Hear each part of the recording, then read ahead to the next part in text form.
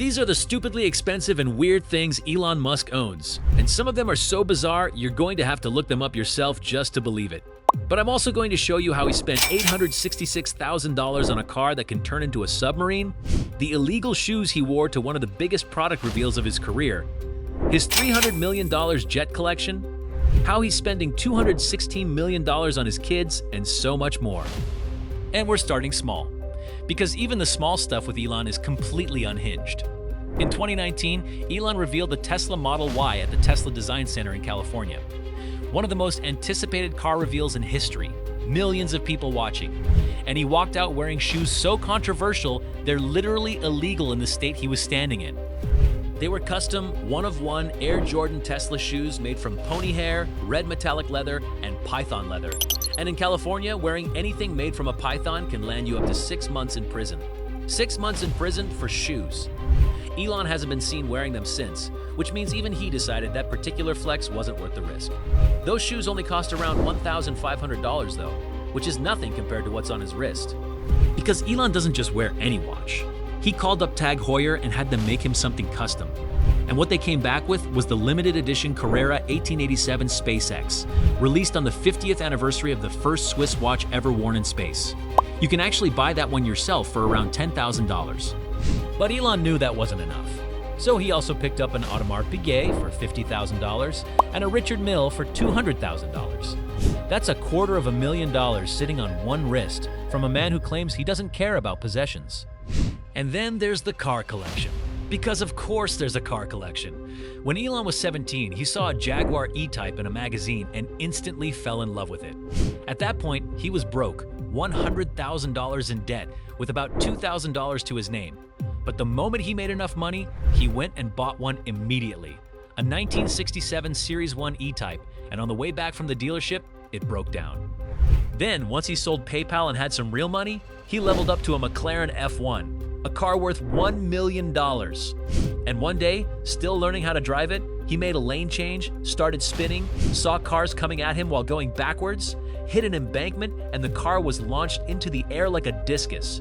The suspension blew out, all the glass shattered, the wheels were destroyed, and there was damage all over the front and rear. So he needed a new car, and naturally he decided the next one had to be a car that could turn into a submarine.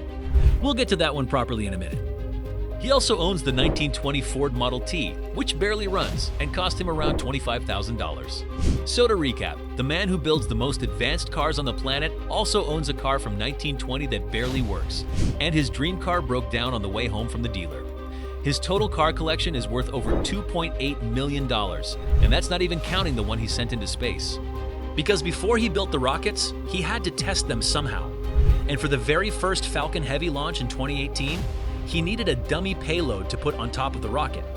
Instead of using a block of concrete like a normal person, he strapped his own personal Tesla Roadster to it and shot it into space. His actual car into actual space. He live-streamed the whole thing, and you can still track where that car is in orbit right now. That Roadster cost him around $200,000, and it is now floating somewhere between Earth and Mars for the rest of time. Who does that? Now back to the submarine car, because this one deserves its own moment. In 2013, Elon paid $866,000 at a UK auction for the Lotus Esprit submarine car from the 1977 James Bond film, The Spy Who Loved Me. This isn't just a movie prop, it's an actual vehicle that was engineered to operate both on land and underwater. And Elon said he'd been obsessed with it since he was a kid watching that film. So the second it came up for auction, he didn't hesitate. But here's the part that tells you everything about how his brain works. After buying it, he was reportedly disappointed that it didn't actually transition from car to submarine seamlessly, so he started looking into whether he could retrofit it with a Tesla electric drivetrain to make it function as a real working submarine. He spent $866,000 on a movie prop, and his first thought was how to engineer it into something real.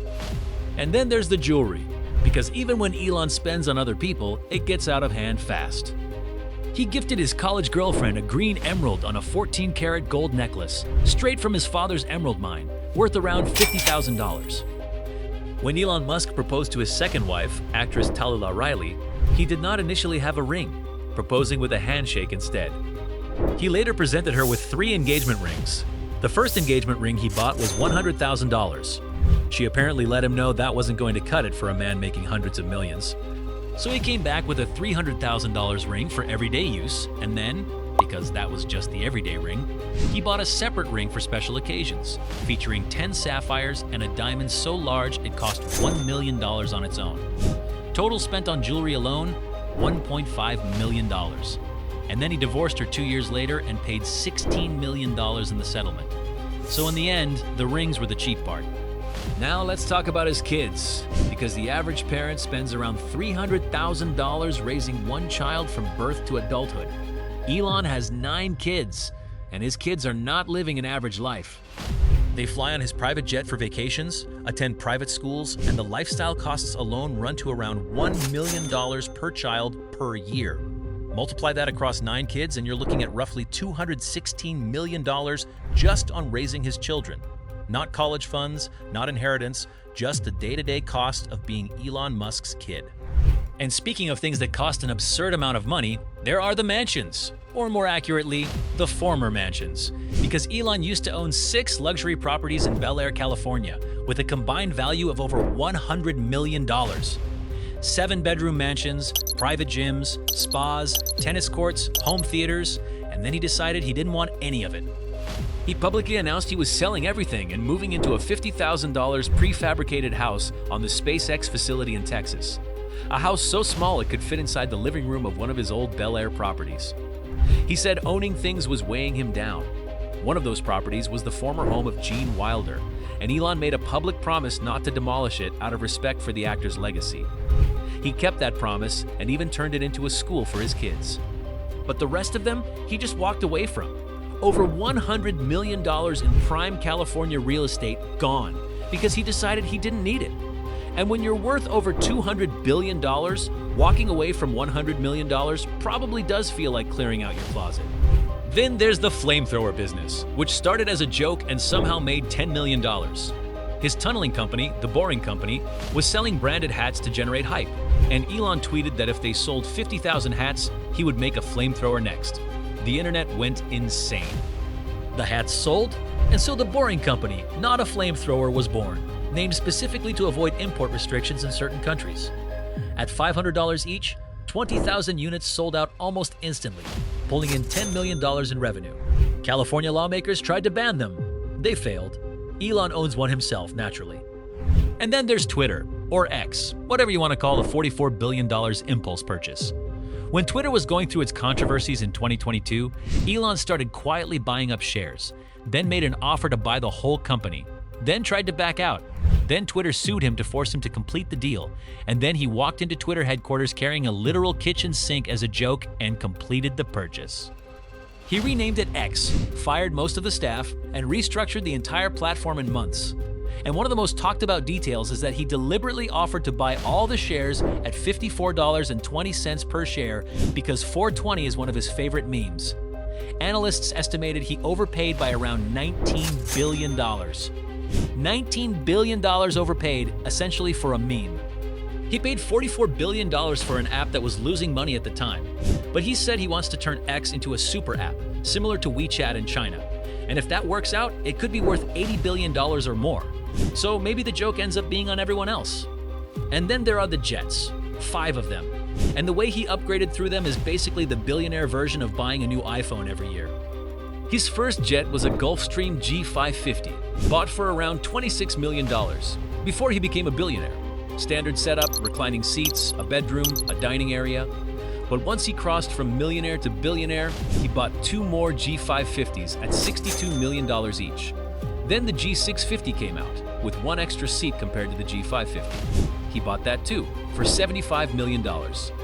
Then the G700 dropped, which is basically just a slightly larger version of the G650. He spent another $75 million.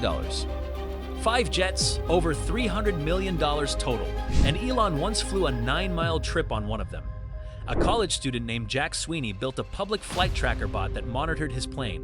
When Musk offered him $5,000 to take it down, Sweeney asked for $50,000. They never reached a deal, and the internet documented every short-haul flight, including that 9-mile one. 9 miles on a $75 million jet. And then there's SpaceX itself. Because owning a private rocket company means owning assets that are in a completely different category from everything else on this list.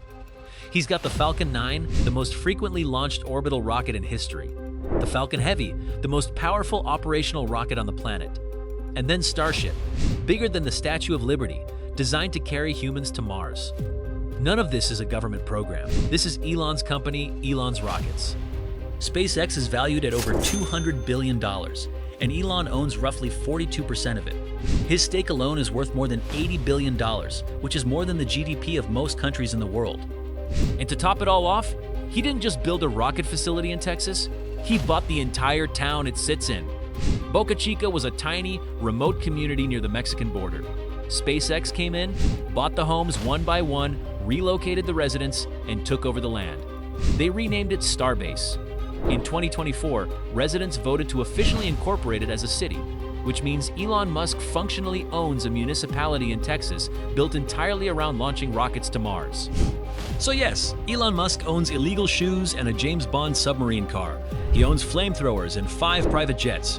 He owns rockets and a town in Texas and a $44 billion app he bought partly as a joke. But that's not the real story. The real story is that every single thing on this list served a purpose. The rockets built a space program. The town built a launch pad. The Twitter purchase bought a microphone with 500 million listeners. Even the flamethrowers built brand loyalty for a company most people had never heard of. At this level, nothing is just a purchase. Everything is a power move. This is the Wealth Stallion.